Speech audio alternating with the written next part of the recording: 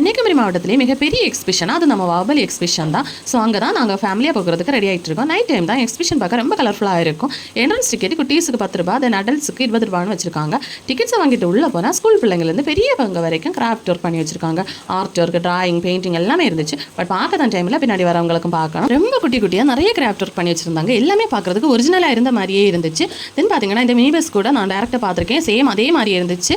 இதெல்லாம் பார்த்து முடிச்சுட்டு உள்ளாடி போனால் இந்த பக்கம் பார்த்தா பெரிய கொலம்பஸ், இந்த பக்கம் பார்த்தா பெரிய ராட்டம். அப்படி அந்த அளவுக்கு பெரியவங்கலேருந்து சின்னவங்க வரைக்கும் விளையாடுறதுக்கு நிறைய கேம் இருந்துச்சு. ஃபஸ்ட்டு நாங்கள் அச்சுக்குட்டியையும் கிஃப்ட்டுக்குட்டியையும் இந்த ட்ராகன் ட்ரைனில் தான் ஏற்றி விட்டுருந்தோம். ஸோ அவங்க ஹாப்பியாக விளையாடிட்டு வந்ததுக்கப்புறமா நாங்கள் பெட் ஷோ போயிருந்தோம். அங்கேயும் கொஞ்சம் நேரம் டைம் ஸ்பெண்ட் பண்ணிவிட்டு அப்புறமா இந்த பெரிய ராட்டில் தான் நாங்கள் ஏறணும். ரொம்ப ஜாலியாக நான் ஏறினதுக்கப்புறம் ரொம்ப பயந்துட்டேன். கத்தி கூச்சல் போட்டுட்டு ரொம்ப பயந்து கீழே இறங்கினதுக்கப்புறமா செமையாக ஒரு ஐஸ்கிரீமை குடிச்சிட்டு அப்புறம் என்ன ஷாப்பிங் தாங்க. ஷாப்பிங் போயிட்டு குட்டீஸுக்கு விளையாட்டெல்லாம் வாங்கிட்டு வண்டி பண்டம் வாங்கிட்டு வீட்டுக்கு கிளம்பிட்டோம். நீங்கள் இந்த பாகுபலிக்கு போயிருக்கீங்களான்னு மறக்காமல் கமெண்ட் பண்ணிட்டு போங்க. அப்படி அந்த வீடியோக்கு லைக் பண்ணுங்கள். தேங்க்யூ.